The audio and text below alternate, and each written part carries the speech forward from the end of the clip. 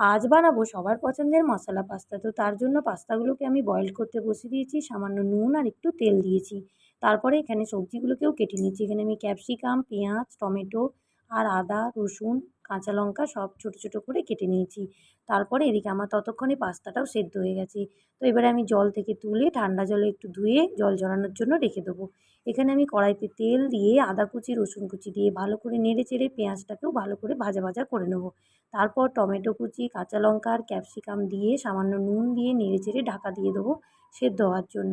তো হয়ে গেলে এবারে আমি বয়েল করা পাস্তা দিয়ে নেড়েচেড়ে সামান্য হলুদ, লঙ্কা গুঁড়ো আর পাস্তা মশলা দিয়ে ভালো করে নেড়েচেড়ে নেবো।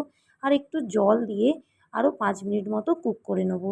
তারপর হয়ে গেলে নামানোর আগে টমেটো কেচাপ দিয়ে ভালো করে নেড়েচেড়ে নিলেই কিন্তু রেডি হয়ে যাবে এই গরম, গরম পাস্তা। তো ভিডিওটি ভালো লাগলে একটা লাইক করবেন আর সাবস্ক্রাইব করে পাশে থাকবেন। ভালো থাকবেন সবাই।